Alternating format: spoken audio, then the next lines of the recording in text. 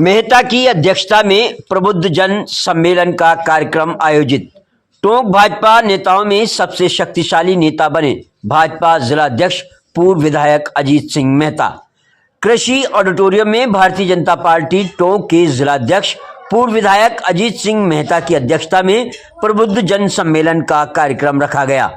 कार्यक्रम के मुख्य अतिथि लालचंद आर्य अनुसूचित जाति के राष्ट्रीय अध्यक्ष ने प्रेस वार्ता में बताया कि ये भाजपा का कार्यकर्ता है, ये कमल के फूल पर चलता है, कांग्रेस की तरह नहीं कि इधर उधर हो जाए। साथ ही विश्व में भारत के प्रधानमंत्री की विकसित भारत के रूप में योजनाओं के बारे में बताया तथा कार्यक्रम में टोंक सवाई माधोपुर लोकसभा प्रभारी नरेश बंसल के संगठन कार्यक्रम में सकारात्मक रचना पर प्रभाव डाला तथा लोकसभा चुनाव में कार्यकर्ताओं को लगने का आह्वान किया। कार्यक्रम में जिला प्रमुख सरोज बंसल ने मोदी द्वारा की गई योजनाओं के बारे में जानकारी दी।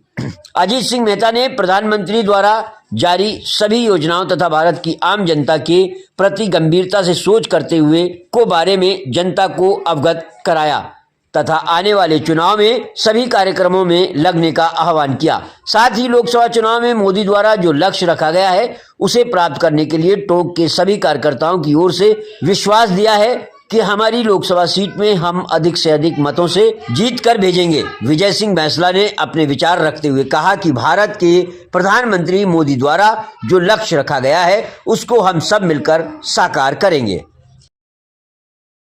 तक इनको खरोंच भी नहीं आई। देखिए, आपने एक नया भारत का एक नारा दिया कि नया भारत कैसा हो। कश्मीर में देखो, एक देश एक संविधान होना चाहिए, नरेंद्र मोदी का नारा है, तो फिर 370 क्यों? वहाँ दलितों को आरक्षण नहीं मिलता था नौकरियों में, वहाँ विधानसभा आरक्षित नहीं थी। 370 खत्म होने के बाद 9 ST के लिए और 7 SC के लिए रिजर्व सीटें हुई हैं। तो एक देश एक भारत, एक देश एक राशन कार्ड, यानी कि टोंक का कोई मजदूर अगर पटना में मजदूरी करता है तो यहाँ का राशन कार्ड वहाँ भी चलेगा। एक नेशन एक एजुकेशन। कॉन्वेंट स्कूल की पद्धति में गरीबों पर पैसा नहीं होता। आज एक नई शिक्षा नीति लागू की है ताकि कॉन्वेंट जैसी शिक्षा पद्धति लोगों को मिल सके।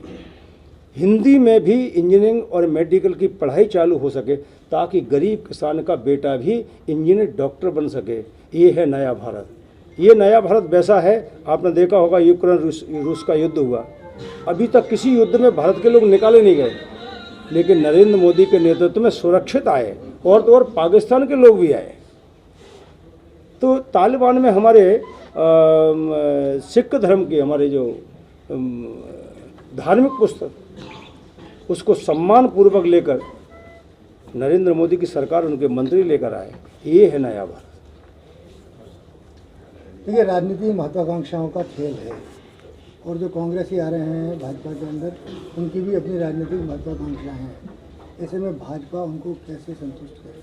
मुझे लग रहा है उनके बयानों में ही स्पष्ट है कि हम बिना शर्त आ रहे हैं, नंबर 1। नंबर 2, उनका कहना है कि मोदी जी की नीतियों के से हम प्रसन्न होकर आ रहे हैं। और कई लोगों ने कहा है कि राम मंदिर के मुद्दे का, यानी कि राम मंदिर का जो विरोध कांग्रेस ने किया है, हम इसलिए आ रहे हैं। इसलिए कोई शर्त है ही नहीं, वो तो सब के सब जो आ रहे हैं बिना शर्त आ रहे हैं। अभिनंदन है, स्वागत।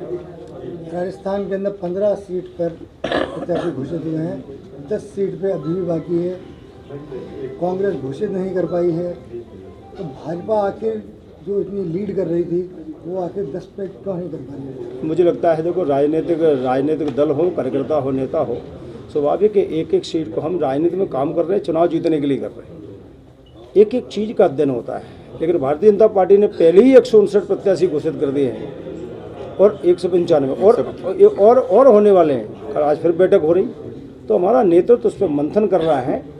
लेकिन भारतीय जनता पार्टी चुनाव लड़ेगी, अपने सहयोगी के साथ मिलकर लड़ेगी और विजय श्री प्राप्त करेगी, ये निश्चित है।